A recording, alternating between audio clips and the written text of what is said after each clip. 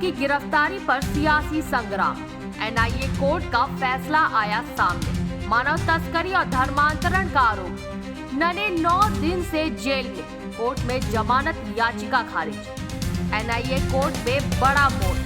प्रीति Mary और वंदना Francis की गिरफ्तारी पर टिकी निगाहें। हम अगवा नहीं हुए, आदिवासी युवती का बयान। ननों के खिलाफ आरोपों पर सवाल। सड़क से संसद तक विरोध। ईसाई समुदाय बोला संविधान पर हमला। धार्मिक असहिष्णुता या संगठित अपराध। दुर्ग मामला बना राष्ट्रीय बहस का मुद्दा। दुर्ग स्टेशन से शुरू हुई कहानी ने खड़ा किया संवैधानिक अधिकारों का सवाल।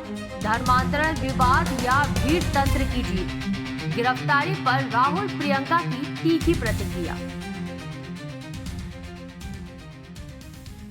नमस्कार, निशानेबाज में आप सभी का स्वागत है। मैं हूं आपके साथ सिमरन मिश्रा। दुर्ग में नन्नों की गिरफ्तारी का मामला अब गर्माता जा रहा है। बजरंग दल द्वारा मानव तस्करी और धर्मांतरण के आरोपों के बाद गिरफ्तार की गई 2 कैथोलिक ननें प्रीति मैरी और वंदना फ्रांसिस पिछले 9 दिनों से दुर्ग जेल में बंद है। इस मामले ने राष्ट्रीय स्तर पर सबके ध्यान अपनी तरफ खींचा है, जिसमें संसद में भी बहस हुई है और कई राज्यों में विरोध प्रदर्शन हुए हैं।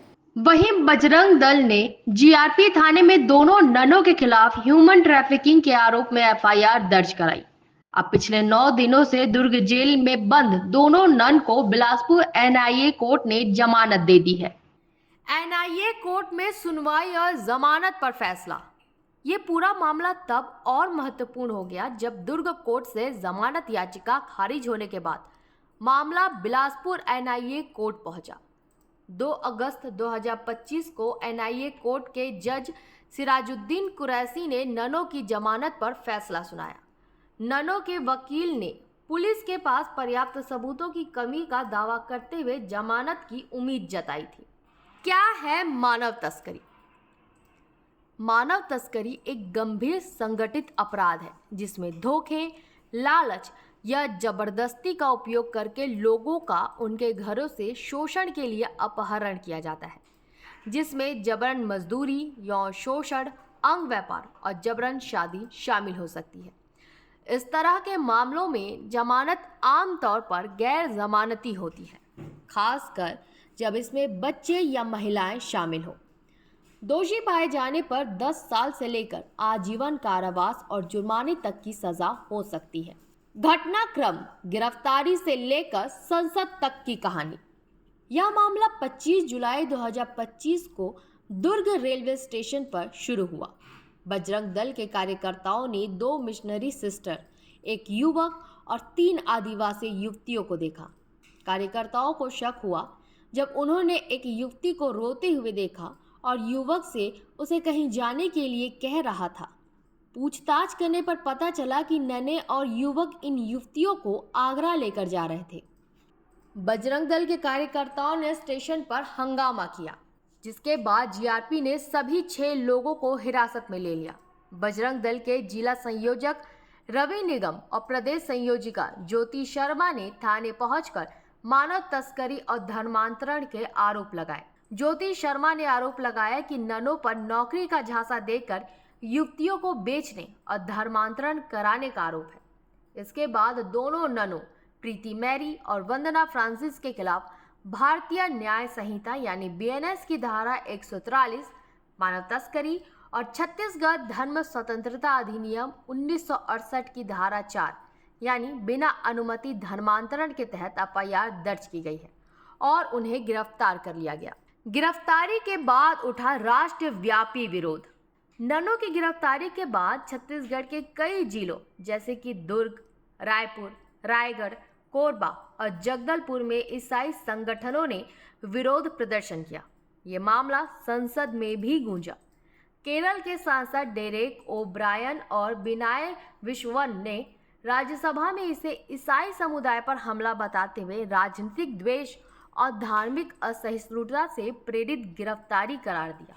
वायनाड से कांग्रेस सांसद प्रियंका गांधी और रायबरेली से लोकसभा सांसद राहुल गांधी ने भी सोशल मीडिया पर इस गिरफ्तारी की निंदा की। उन्होंने इसे फर्जी आरोप और भीड़ तंत्र बताया। केरल से कांग्रेस के नेतृत्व वाले यूनाइटेड डेमोक्रेटिक फ्रंट यूडीएफ के सांसदों का एक प्रतिनिधि मंडल ननों से मिलने दुर्ग जेल पहुंचा।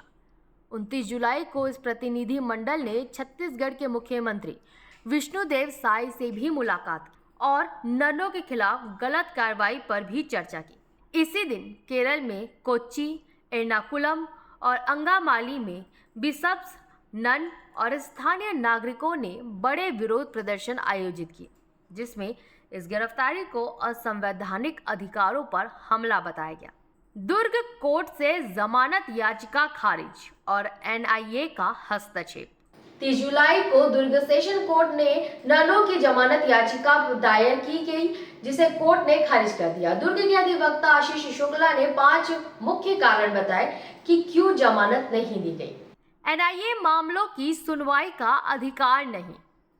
कोर्ट ने कहा कि दुर्ग जिला सत्र न्यायालय और एनआईए अधिनियम 2008 के तहत मामलों की सुनवाई का अधिकार नहीं है।